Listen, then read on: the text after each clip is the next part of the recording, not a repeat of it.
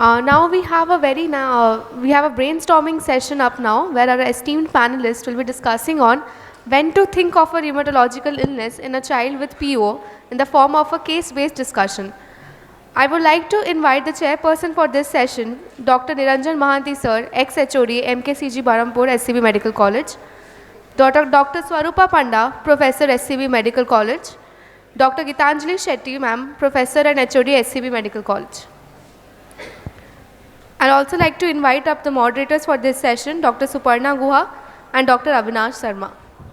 All dignitaries and the faculties from outside, we welcome all of you to this session.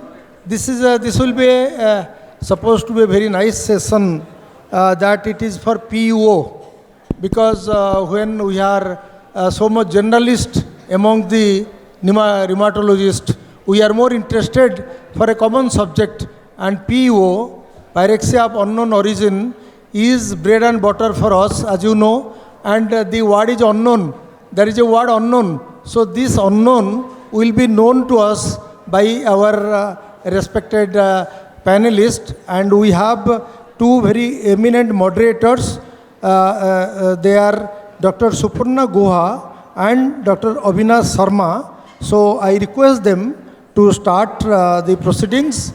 And regarding the subject, just to start that as a journalist, I can say that PUO, you have so many causes, and rheumatological, immunological and malignancy, if those are very difficult for us, because infective causes we know, and sometimes everything is overlapping. So that is the thing, and I think our learned moderator and the panelist will clarify that, and then we'll have some question answers. So I now give to my co-chair, Swarupa, to speak something. Thank you, sir. I must say this is a very long session, and it has to be that way, 1 hour long session. I will add here that from PG days till now, PUO is always a mystery for me also and for many of us. So even with best efforts, we still lag behind in 20 to 30% of cases, not able to put a proper diagnosis. So this is a very important session, and I would request the moderator to call the panelists and start the session in time. Thank you. Thank you, chairpersons. So first of all, I would like to thank the organizers for giving us this opportunity to be a part of this important session. And now, without wasting any much further time, I would like to invite the panelists, Dr. Mrutyunjay Dash, Dr. Manas Behera, Dr. Suprit Basu, and Dr. Saniya Sharma, please. So they'll be the panelists with us, and we'll try to discuss a few cases with the help of which we have tried to bring out the possibilities, the rheumatological possibilities that one should think about whenever we encounter a case of pyrexia of unknown origin. So I'll now hand over the mic to Dr. Suparna, who will proceed further. Thank you. Thank you, Avinash. So good evening, and we have arrived at, I think, the last panel discussion of the event. And PUO, as we all know, is an enigma actually, not only for the treating pediatrician, but also for the referred subspecialty. And Dr. Avinash and myself will play Holmes and Watson and try to demystify the rheumatological clues to pyrexia of unknown origin. This is a post-lunch session, an hour-long session, but I promise that I will not let you sleep and keep you awake till the last case. So we begin with the first case. So this was August 2017. Panelists, this is an 11-year-old female child who presented to the outpatient department with a history of irregular fever and lethargy, which was lasting for over a month.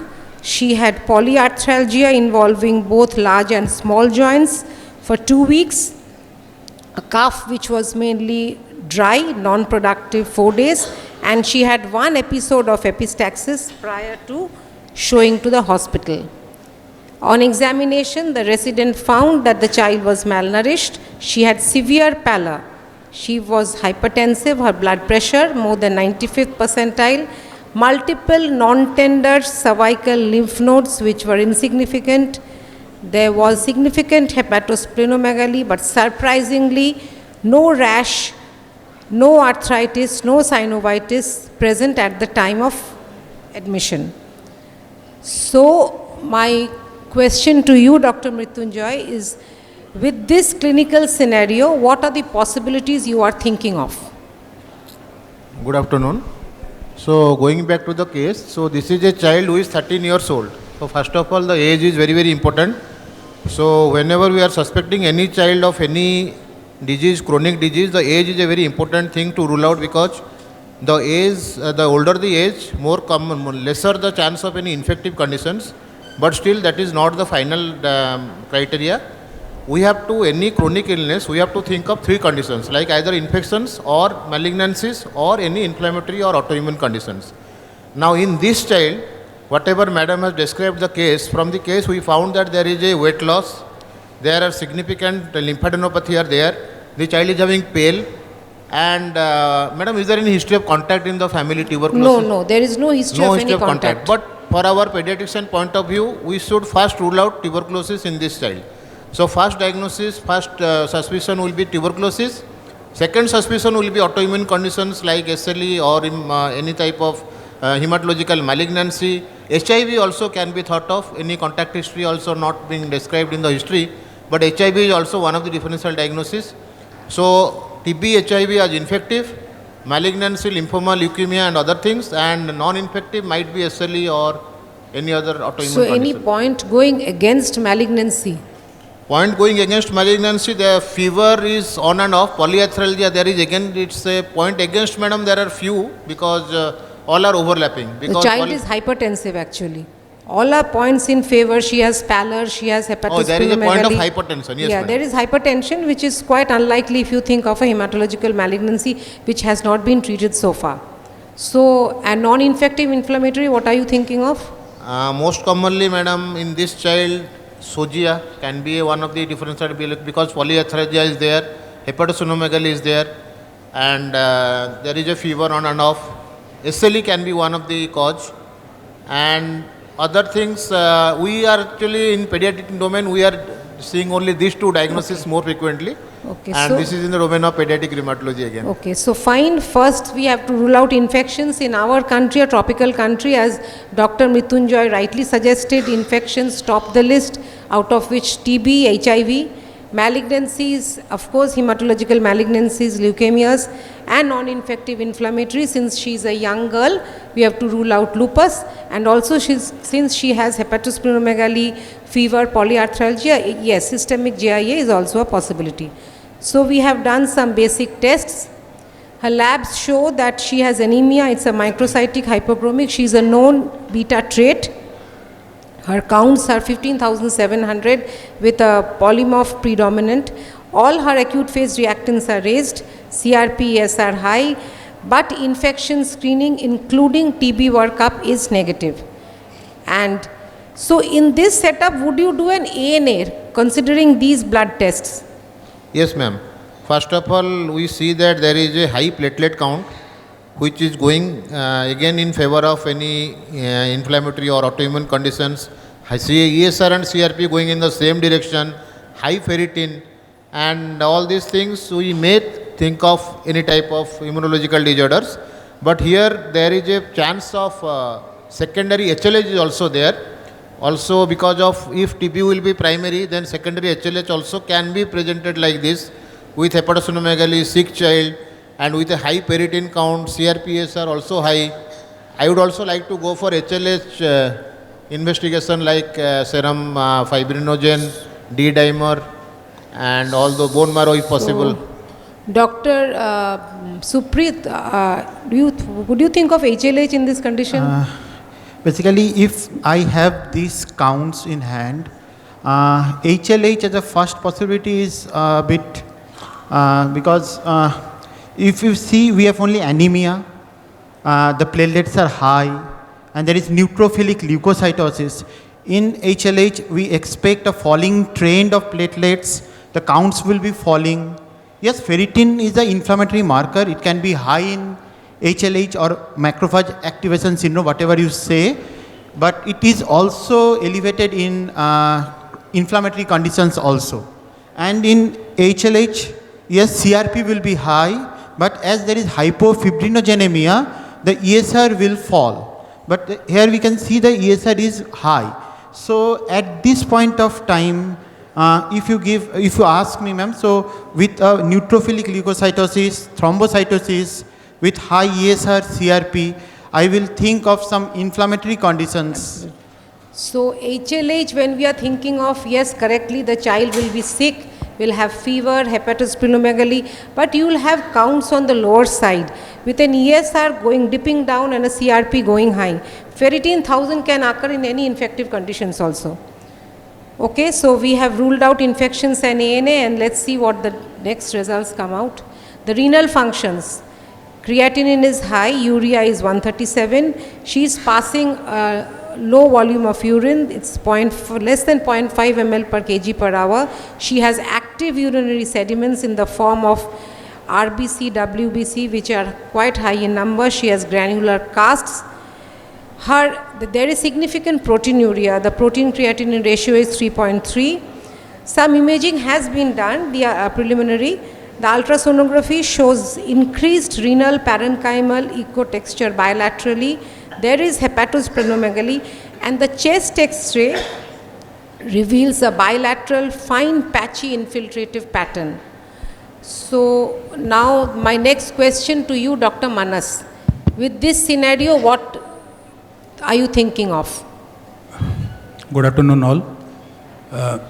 So this is a 11-year-old female, 11-year-old girl presenting with fever, very high grade fever, and with constitutional symptoms. This girl is having constitutional symptoms in the form of high grade fever, weight loss, lethargy were there, and there is multi-system involvement was there. There is basically renal involvement, predominantly renal involvement, urea creatinine is high, and there is proteinuria, hematuria is there, and also there is hepatosplenomegaly in the form of GI involvement, pulmonary infiltrates were there, so multi-system involvement was there, and also there was hematological involvement. So basically this points towards some multi-system inflammation or involvement, and high inflammatory markers. CRP was very high, ESR is also high, and though ANA was negative, but still this points towards some kind of infections or sometimes infection related some autoimmune process is going on in this process. Basically a sick child presenting with constitutional symptoms, multi-system involvement, having high inflammatory markers, you've ruled out all infections, your ANA is negative, we would think of vasculitis. Yes. So you have to first rule out, in our setup, first we have to rule out all kind of infections. We have to do a blood culture, urine culture, everything comes out negative. Then we'll think of, and there is hypotension is classically is suggestive of some vasculitis. So then we'll think regarding some kind of vasculitis. So commonest cause in our country still is a secondary vasculitis, and commonest cause is infection. We have ruled out all those, so we are thinking it to be a primary vasculitis. Yes. Fine. So when do you think of vasculitis in a child with PUO? This is actually repetition of the previous slide only. When you have prolonged fever, constitutional symptoms, multi-system involvement in the form of skin involvement, musculoskeletal involvement, hypertension, renal involvement, GI involvement, you think of a vasculitis. So this is the latest classification of childhood vasculitis. You have the large vessel, medium vessel, and small vessel vasculitis. Large vessel in children we have Takayasu, medium commonly we see KD. Small vessel vasculitis we have granulomatous, the non-granulomatous, and to us general pediatricians in fact HSP is the commonest. So next question to you, Dr. Suprit. So this is a child, we are dealing with vasculitis. So what type of vasculitis do you think the child is having? So ma'am, with the clinical features that have been presented and with the lab investigations, a chronic vasculitis, small vessel vasculitis is high on curds, and because the child has involvement of the lungs, the child has history of chronic, history of cough, epistaxis, chest X-ray showing some opacities, and also there is features of nephritis. There is deranged creatinine, there is albuminuria, there is RBCs and casts in urine. So, though rare in pediatrics, but ANCA-associated vasculitis will be my provisional diagnosis here. And so basically pulmonary renal involvement. So pulmonary renal involvement, when you get you're suspecting in a child, you first think of a small vessel vasculitis, and to us the ANCA vasculitis is most common. So what investigations would you do next? so I will send ANCA, anti-neutrophilic cytoplasmic antibody, by ELISA. Okay. So the C-ANCA came positive 4+, the PR3 is 62, P-ANCA, MPO, anti-GBM negative. So the audience, we have a heterogeneous group who are rheumatologists, pediatricians. So Dr. Saniya, would you just explain to the audience what is ANCA and when do you need to do ANCA?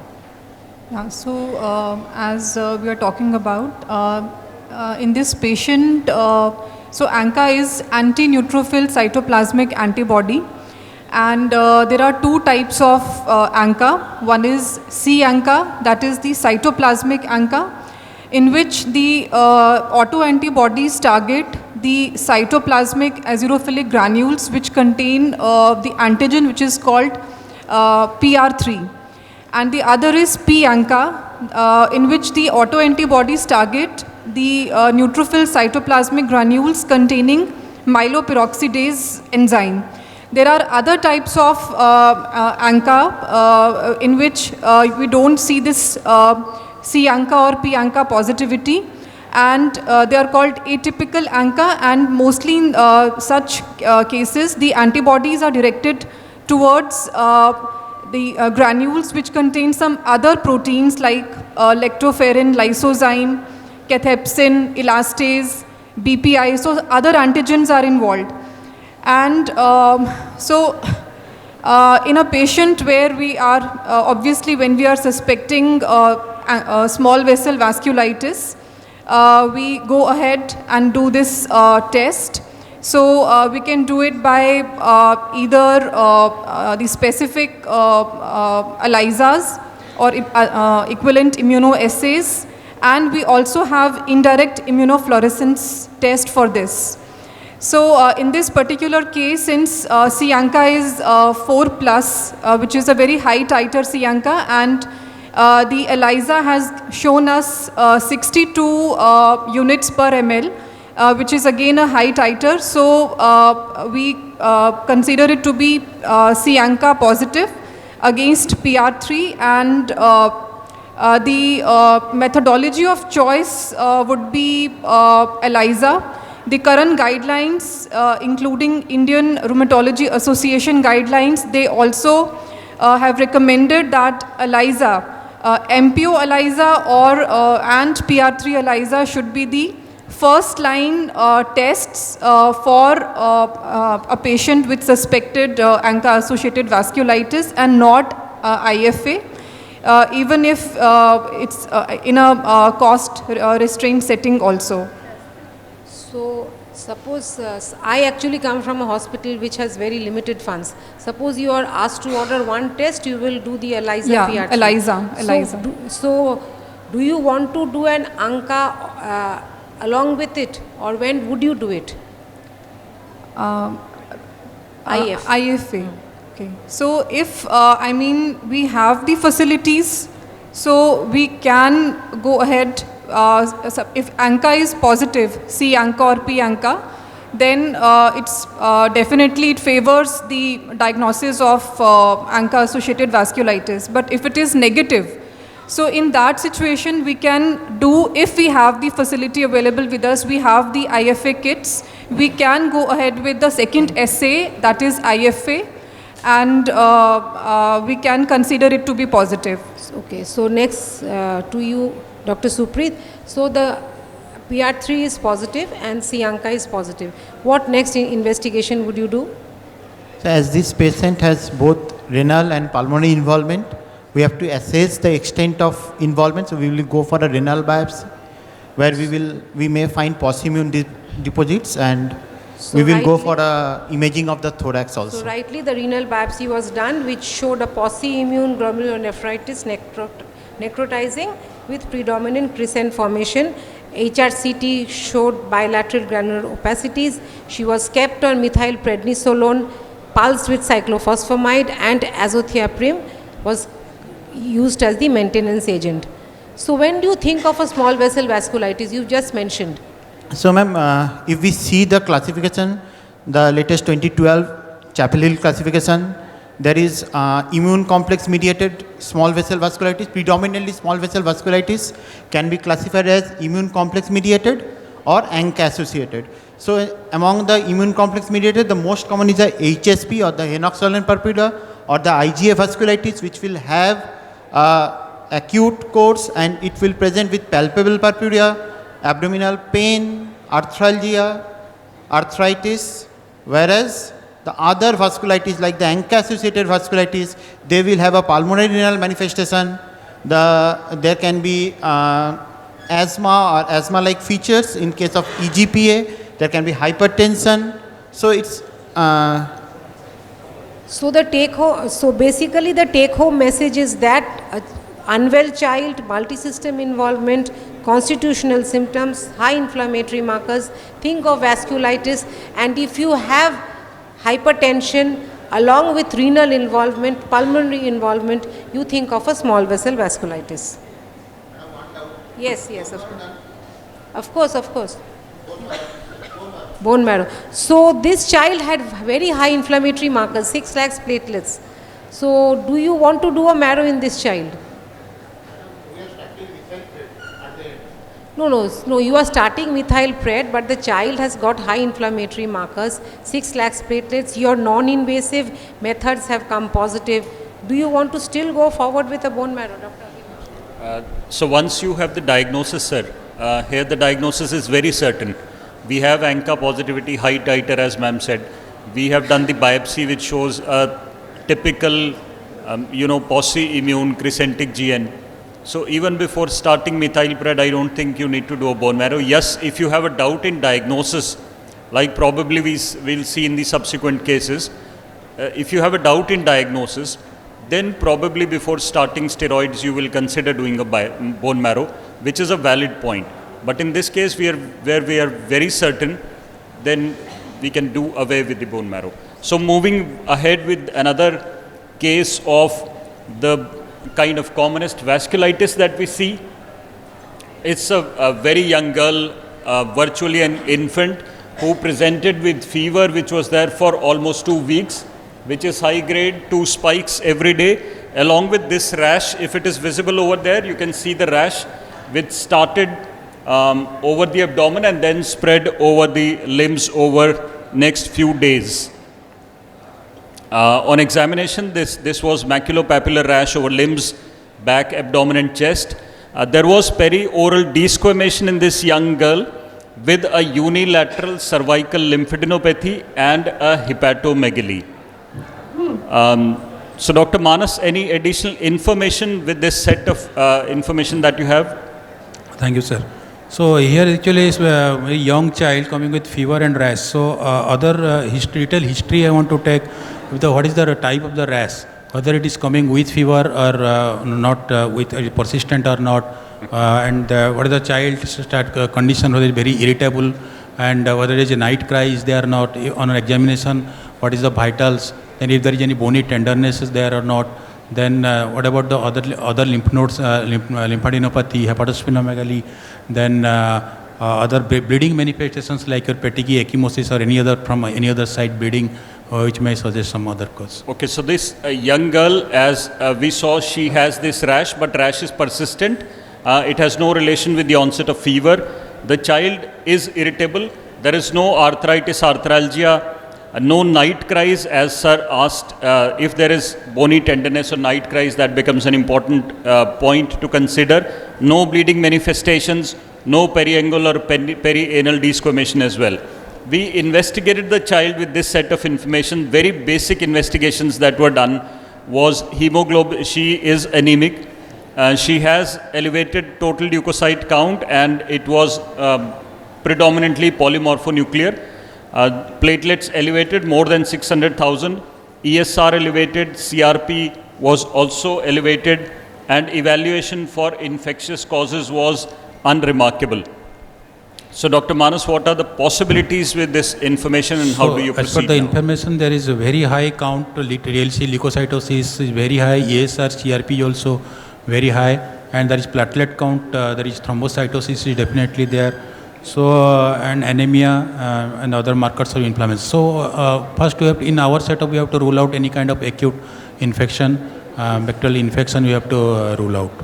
And other things about most commonly we are seeing that your Kawasaki disease also you have to think. So as we saw in the previous case as well, whenever we see signs of inflammation on our very basic investigations, on hemogram, the signs of inflammation may be in the form of anemia, polymorphonuclear leukocytosis, thrombocytosis.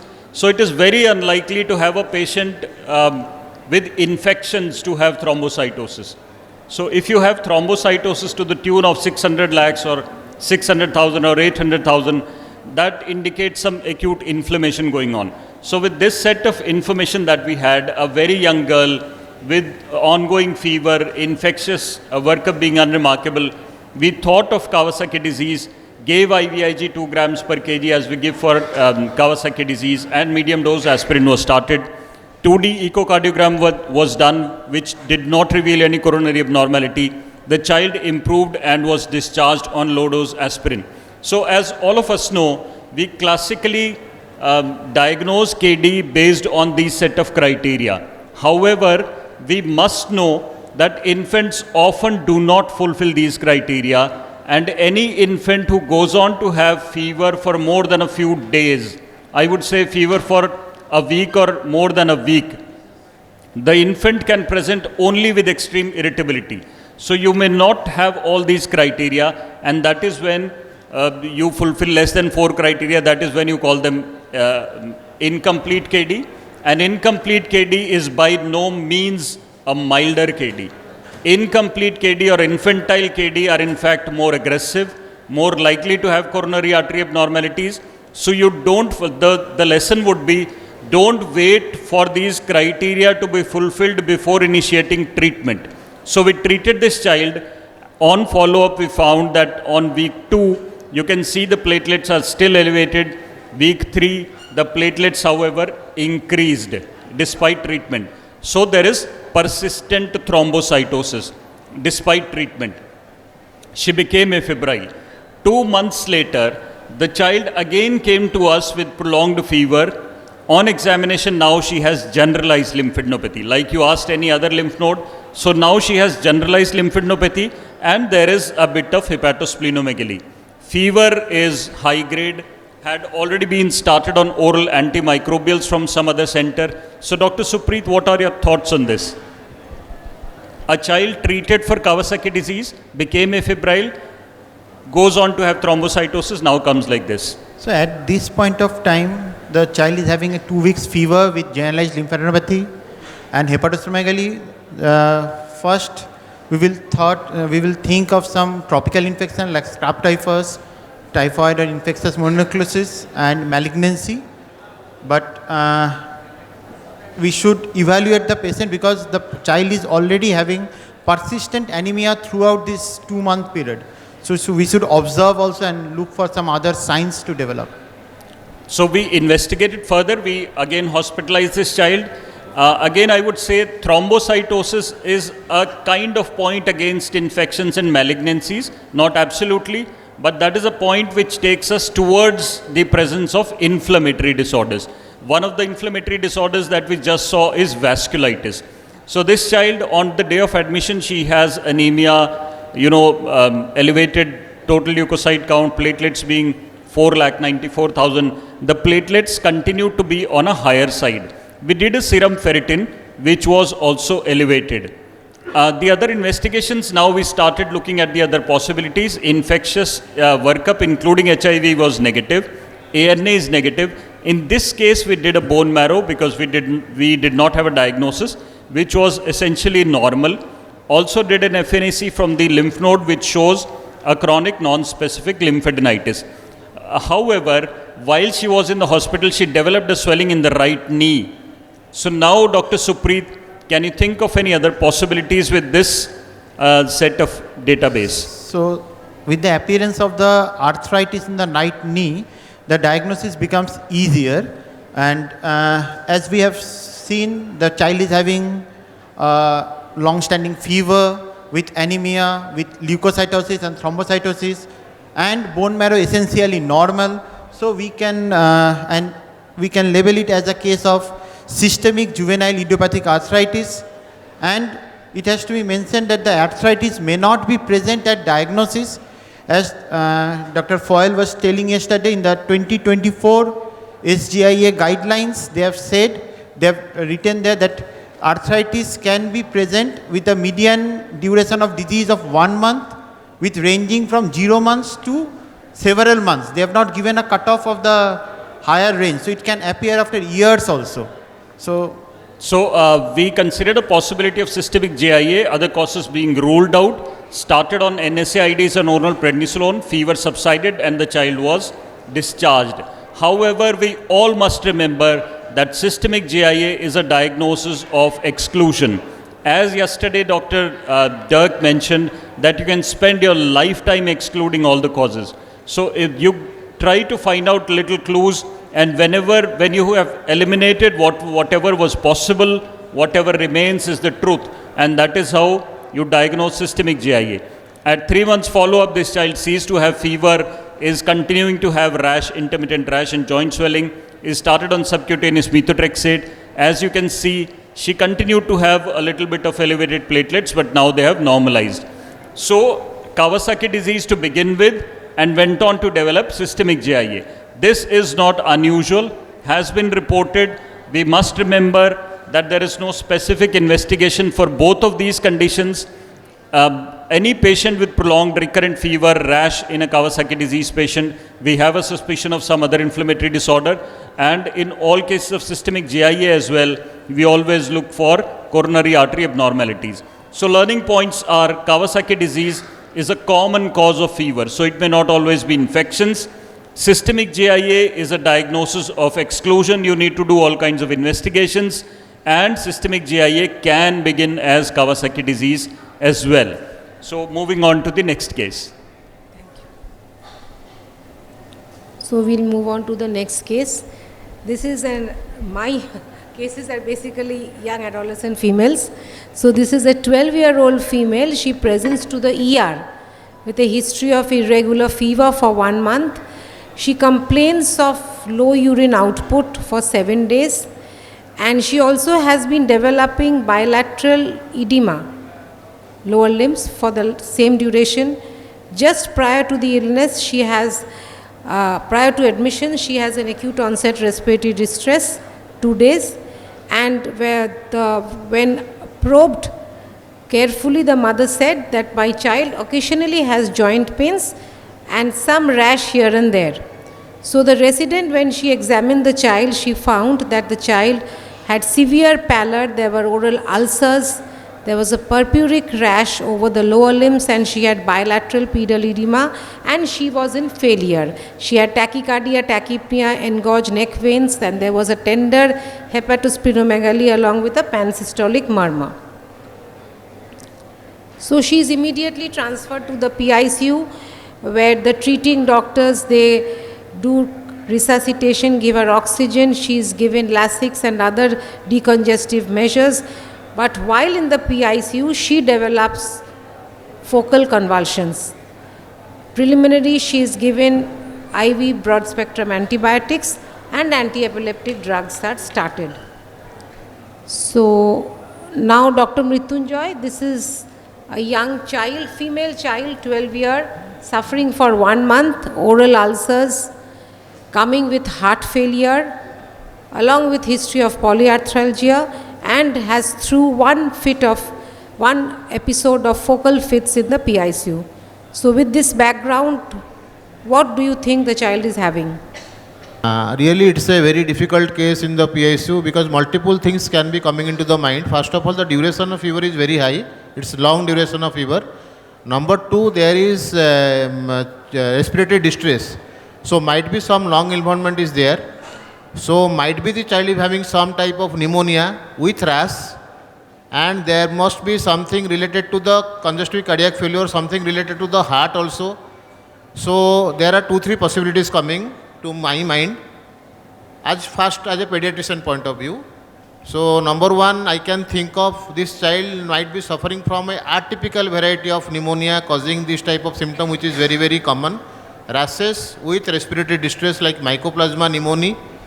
Brucellosis can also be one of the cause where there will be joint involvement, there is rash, hepatosplenomegaly, but congestive cardiac failure may manifest in the latter part. These are the infective cause I am telling. Tuberculosis also can be suspected of. These three as infective cause. As a non-infective cause, if I can suggest, because there are hepatosplenomegaly, features of congestive cardiac failure, I can think of infective endocarditis. This is also one of the important cause because infective endocarditis can be presented with this type of manifestation. I need to confirm it by a 2D echocardiography because clinically it is very, very difficult.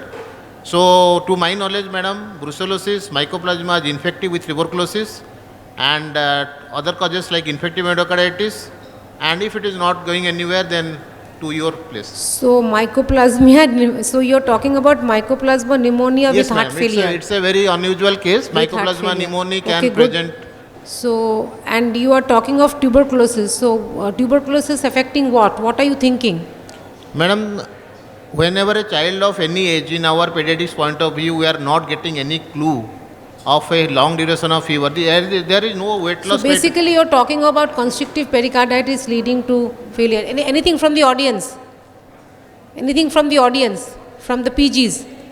A young Yes. child, 12-year-old child coming with long duration of fever, there is heart failure along with hepatosplenomegaly, okay, and there is history of fever rash.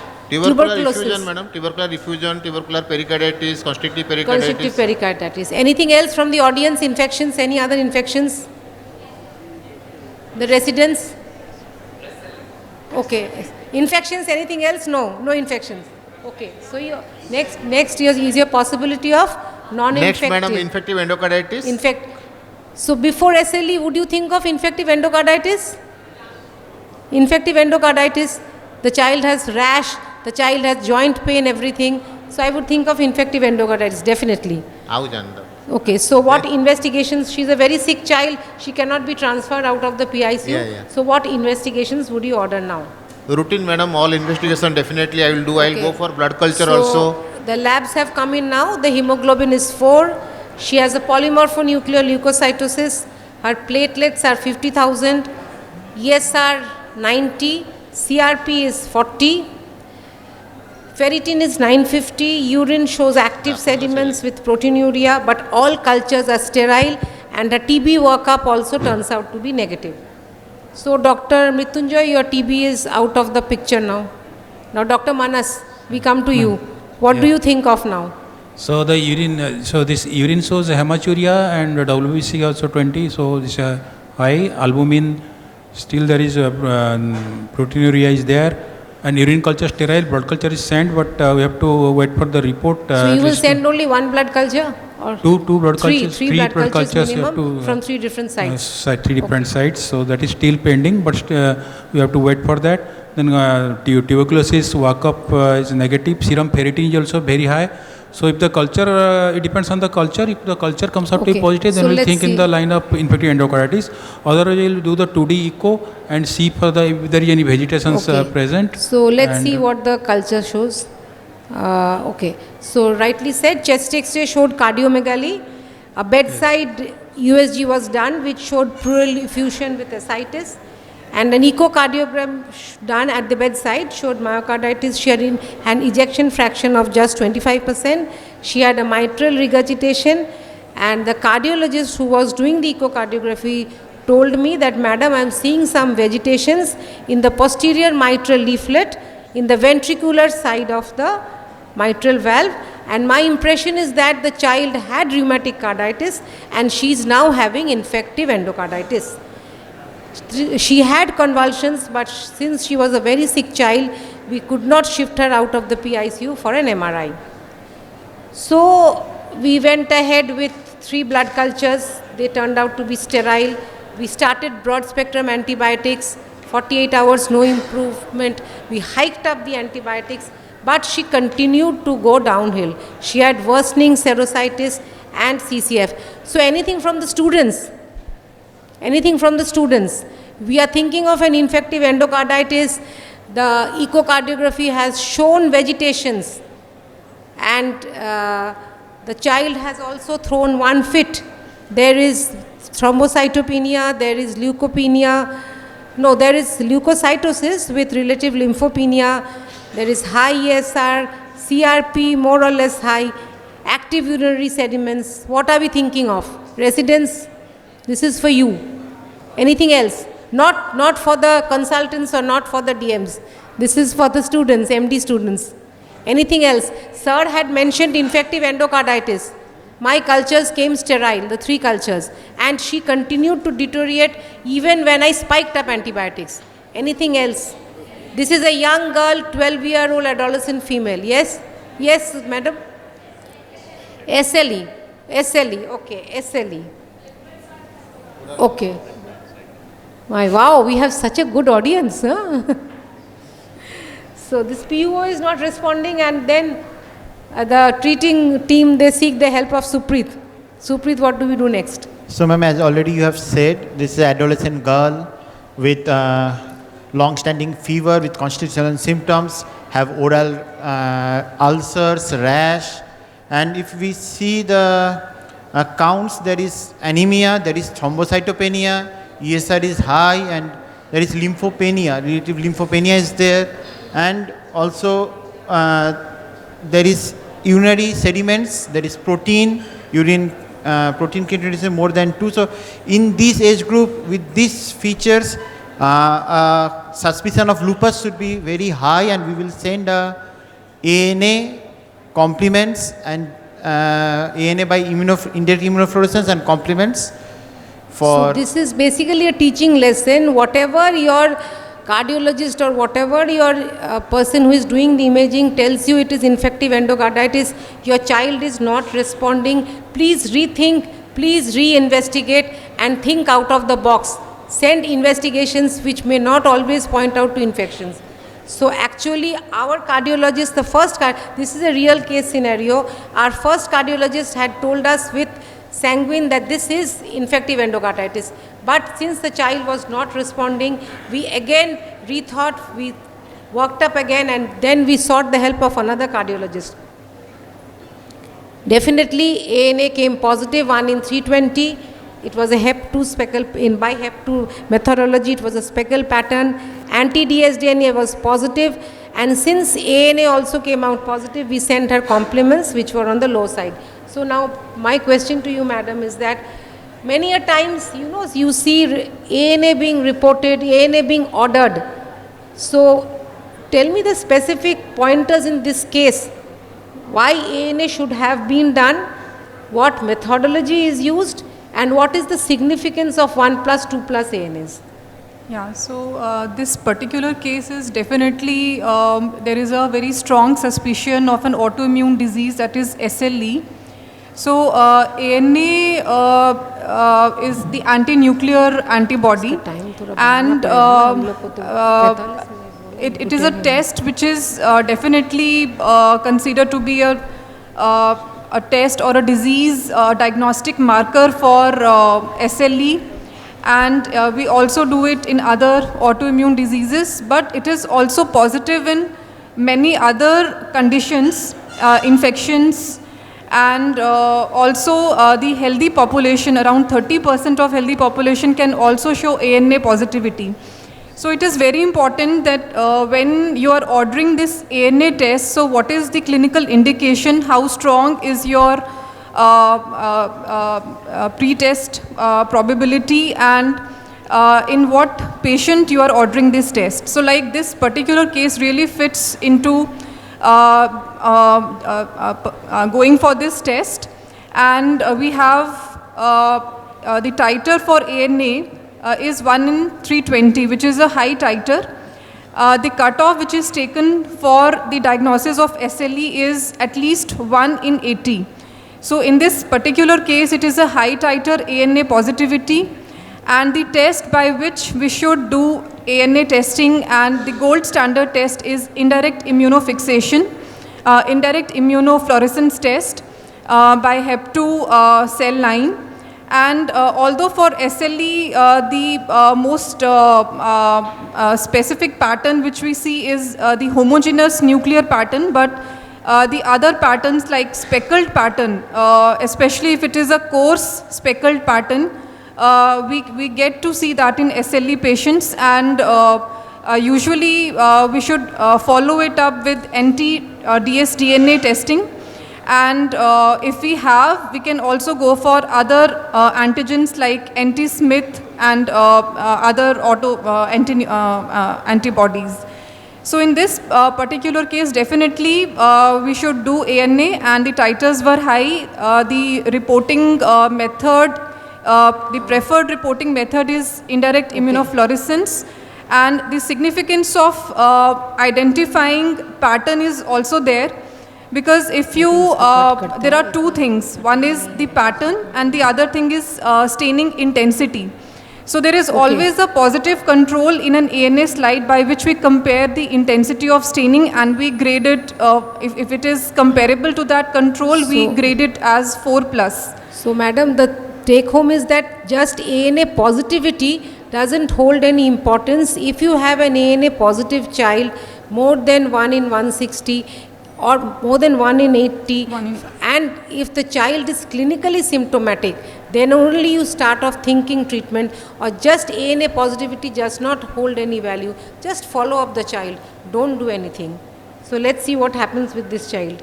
These are the ANA patterns, and this is the EULAR criteria which we all know, where ANA positivity is the entry criteria. This is a classification criteria for research purpose. So we have reached a diagnosis, Dr. Suprit.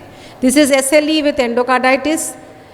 Our radiologist has told it is infective endocarditis with a probable CNS vasculitis. We have pulsed her with methyl prednisolone 30 mg per kg along with cyclophosphamide, thinking it to be a neurolupus, and started on anti-epileptic. So are we happy with this, or do you want to do anything else? So ma'am, as per the guidelines, in all case of lupus, testing for antiphospholipid antibodies should be done at diagnosis and then yearly. So what are the pointers that why you want to do? See, APLA is quite an expensive test. Every institute does not have that facility, though the guidelines do say. So what are the pointers in this case which actually help you to think that this could be an APLA positive case? So APLA manifestations can be thrombotic and non-thrombotic. In this patient, we have endocarditis. That can be already discussed, that limb sac endocarditis can be a possibility, and also the child has seizure. So this can be non-thrombotic manifestations of APLA also, and so APLA testing should be done in this patient. So any young child, any young female presenting with abnormal movements, convulsions, chorea, long history of fever, especially chorea, if you rule out rheumatic, do think of APLA positivity. So this child actually had an APLA positive, her antibodies were also positive, and so Dr. Saniya, apart from doing all these antibodies, suppose you do not have enough money, so what one indirect surrogate marker which will help you to think that this is APLA positive? Yeah, so in a child who's a proven case of SLE, and if there is an isolated APTT prolongation like in this particular case, one should definitely think of APLA. Okay. So basically, it is very difficult to differentiate between an infective endocarditis and non-infective endocarditis in a known case of lupus, because high inflammatory markers, CRP positive, blood cultures positive, usually point towards an infective origin. Antemortem, when you view the vegetations, it is very difficult to differentiate whether it is infective or whether it's non-infective, but there are certain clues The infective vegetations are usually larger, irregular, and they usually sit on the valve cusps, while those with the non-infective, they are small, mobile, and they occur throughout the surface.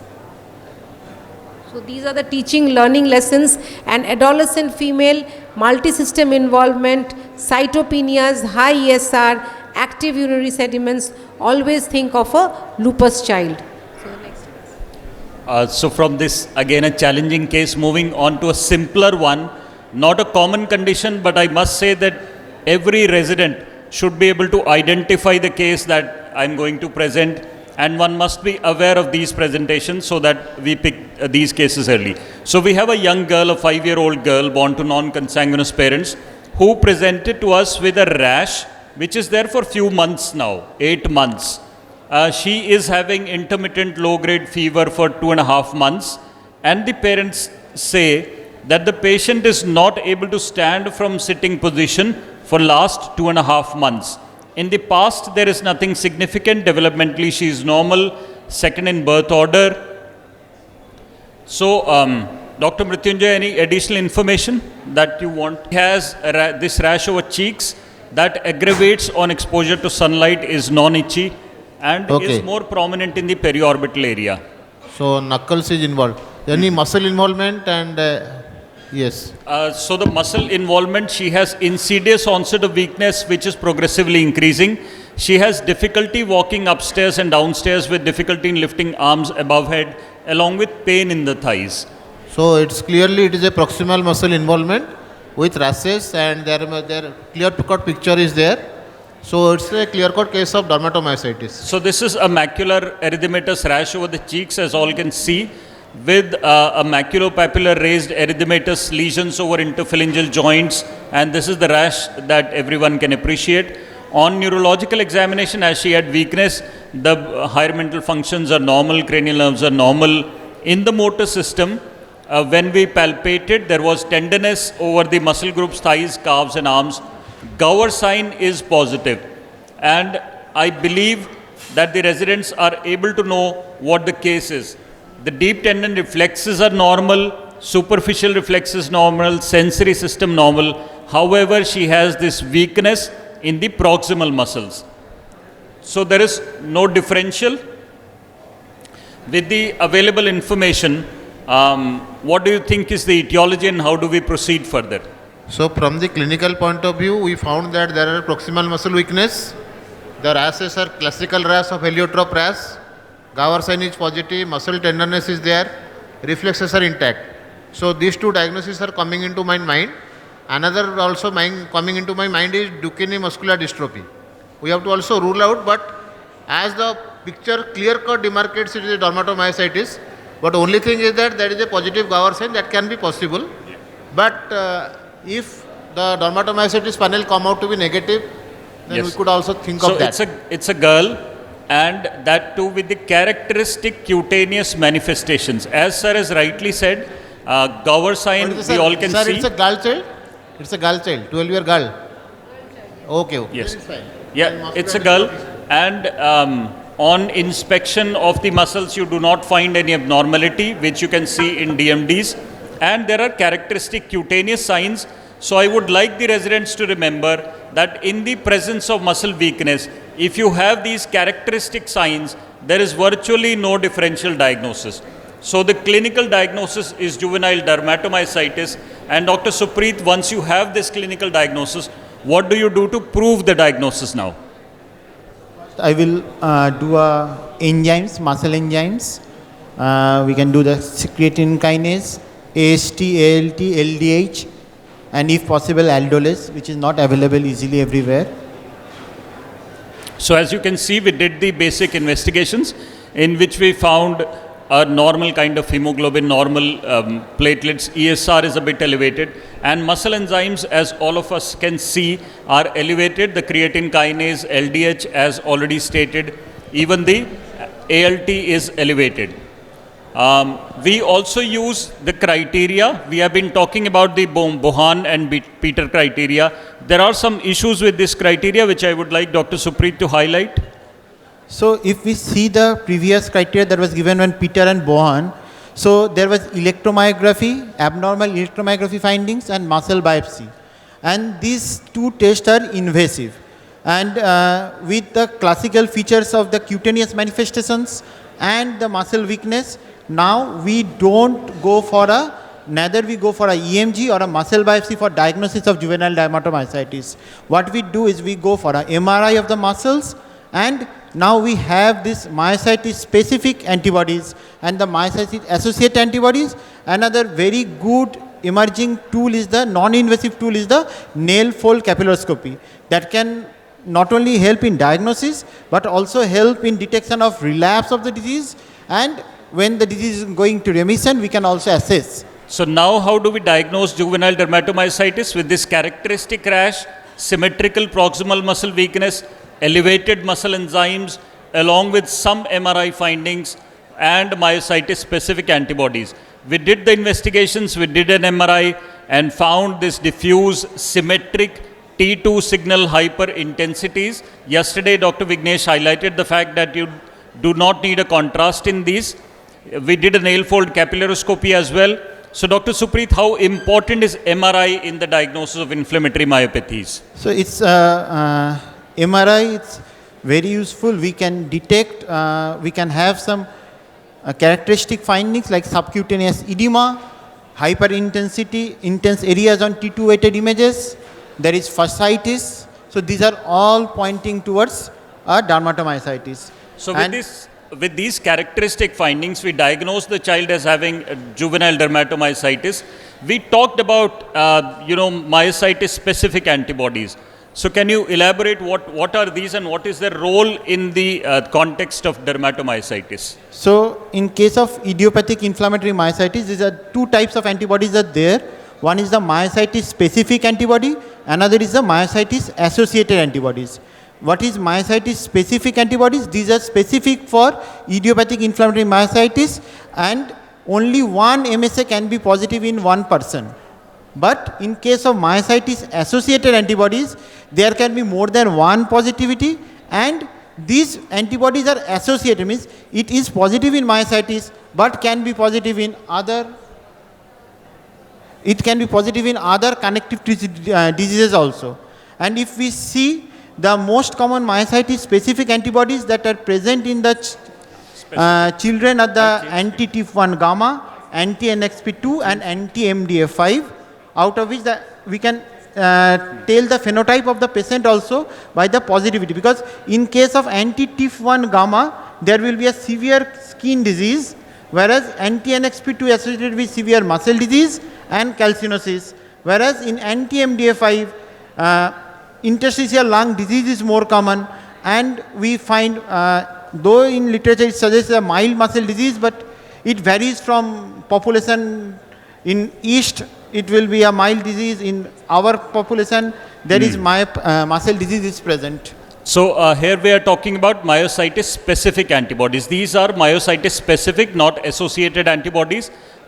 This is a typo. Myositis specific antibodies. We tested in our patient and anti-TIF1 gamma was detected. As we just discussed, anti-TIF1 gamma have more severe cutaneous disease.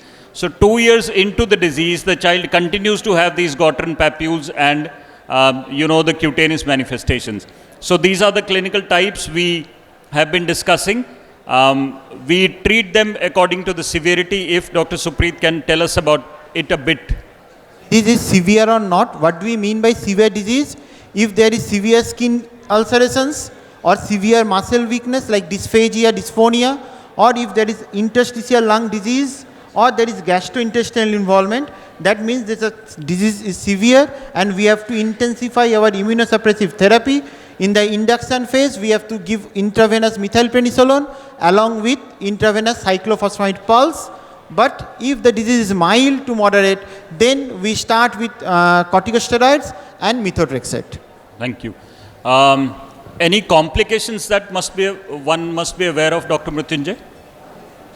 We have seen calcinosis, lot of cases, and lipodystrophy in few cases. We did not see any other thing.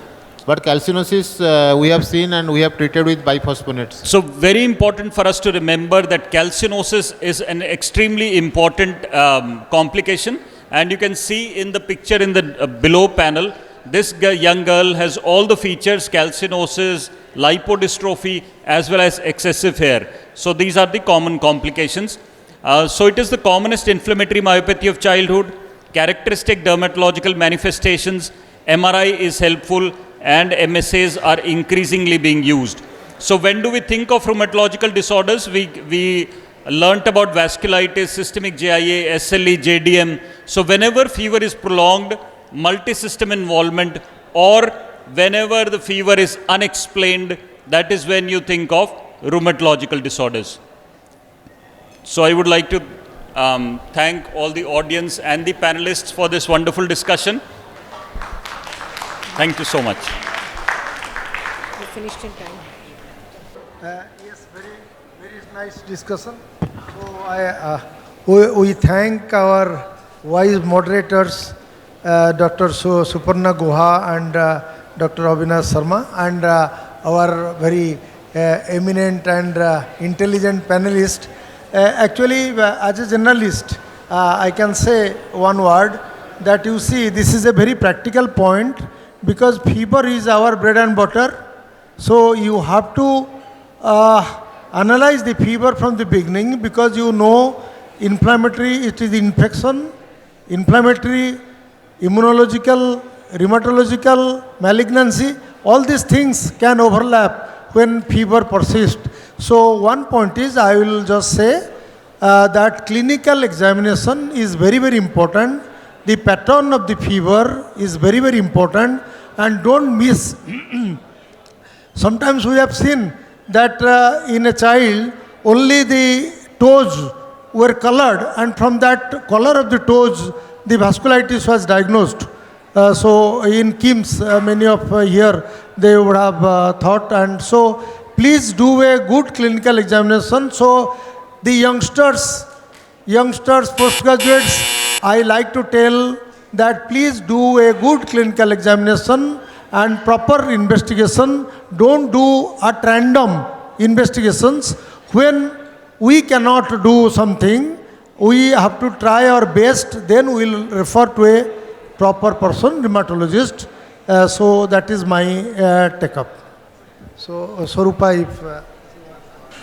I must thank the moderators for selecting such good clinical scenarios which are very common in our day-to-day practice, and also the panelists to actively participate, and the whole session was just superb.